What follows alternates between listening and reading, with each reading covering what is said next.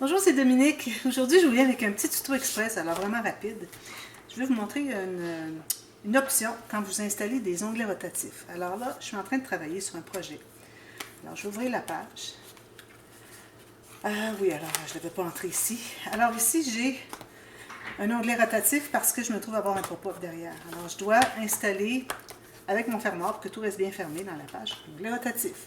Mais, comme vous voyez, il faut mater le dessus, mais pas le dessous. Puis là, j'y ai pensé après coup. Alors, mon dessous, lui, il est maté. Alors, ou bien je fais un trou, puis je vais le cacher derrière, parce que de toute façon, ça se trouvait derrière.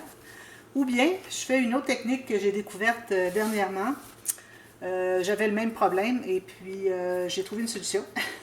Alors, je n'avais pas fait de tuto à ce moment-là, parce que, bon, je n'étais pas certaine si c'était pour fonctionner. Finalement, ça fonctionne très bien. Alors, j'ai pensé que la partager avec vous aujourd'hui. Alors, mon onglet rotatif, vous savez que on a un onglet comme ceci qui ouvre, alors, avec un petit cercle. Alors moi j'utilise une perforatrice ici, 2,5 cm, 1 pouce de Fiskars. D'ailleurs j'en profite pour vous dire, si vous la trouvez, l'achetez. C'est garanti à vie. Alors moi j'en avais une qui était brisée dernièrement, alors, je l'avais peut-être montré déjà. Et puis elle ne s'ouvrait plus, elle était brisée. Alors j'ai envoyé une photo et puis j'ai réclamé une autre, me l'a envoyée aussitôt. Alors, vraiment un très bon service avec Fiskars. J'en profite pour le dire à chaque fois. Je ne suis pas payée pour ça, mais j'aime tellement le service, j'ai dit, il faut que j'en parle tout le temps. Alors, vous allez l'entendre souvent quand j'ai des remplacements. Comme là, j'ai cet outil ici qui est brisé. Alors, j'en ai deux même, mais deux sont brisés. Alors, je ne sais pas s'ils vont me les remplacer, mais de toute façon, je peux trouver ça au magasin très peu cher. Quelque chose qui n'est pas Fiskars, mais qui est la même chose. Alors, pour en revenir à notre fermoir à onglet rotatif, alors j'ai un cercle ici que j'ai poinçonné. Alors j'ai deux cercles. On pourrait en avoir juste un comme ça. Alors là, j'ai décidé que je mettais ce petit visage de bébé trop mignon sur le dessus. Alors on va le coller, tout simplement. Alors vous matez finalement le dessus de votre petit cercle, comme ceci. Attendez que ça soit bien stabilisé. Ensuite, là, vous devez placer votre petite image, si vous avez un sens, comme dans mon cas. Alors, il faut que, je vais la mettre dans votre sens. Il faut que la tache parisienne, alors on a une petite attache parisienne, ici j'ai pris à peu près la couleur de la peau de bébé. Alors, il faut qu'on ait un espace où est-ce qu'on attache, qu'on perce ici. Il faut que ça soit un quart du diamètre, pas du, oui, du diamètre ici. Un quart du diamètre du cercle. Alors moi, dans mon cas, un quart, ça arrivera environ ici, mais je ne vais vraiment pas mettre l'onglet rotatif dans l'œil. Alors, vous pourriez le mettre plus bas. Ce n'est pas nécessaire que ça soit complètement fermé comme ceci. Si vous l'avez comme ceci, ça va très bien tenir. Alors moi, je vais le mettre dans le bas ici. Alors, vous percez. Je vais prendre mon petit poinçon, 1 mm.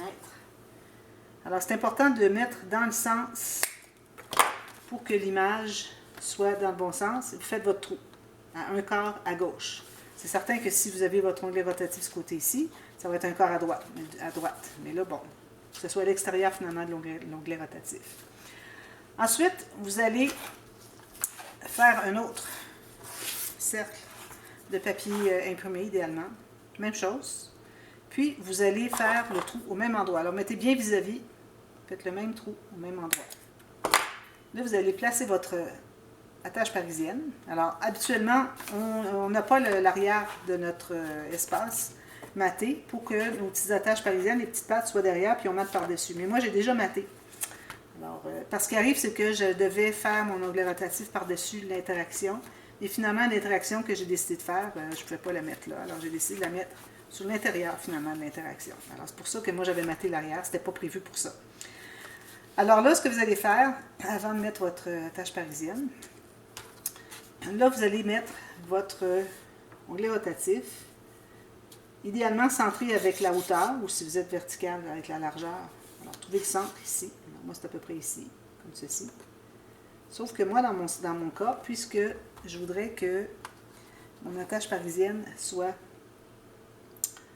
comme ceci, alors peut-être que je ne suis pas tout à fait au centre. Alors, si je veux centrer mon attache parisienne, mon onglet rotatif, mon trou qui n'est pas au centre ici, parce que je ne voudrais pas mettre une attache parisienne ici, je l'ai fait plus bas. Alors, je vais me trouver à être ici. Alors là, vous placez votre outil dans le trou. Là, vous allez voir si ça dégage. Alors, il faut que ça dégage. Si vous avez encore de l'espace, vous pouvez tasser un tout petit peu plus proche, comme ceci. Alors, il faut que vous gardiez 1 mm environ. Alors là, je vais tester. Si je fais mon trou ici, si je le ferme comme ceci, c'est parfait, c'est centré. Alors, je vais faire une marque.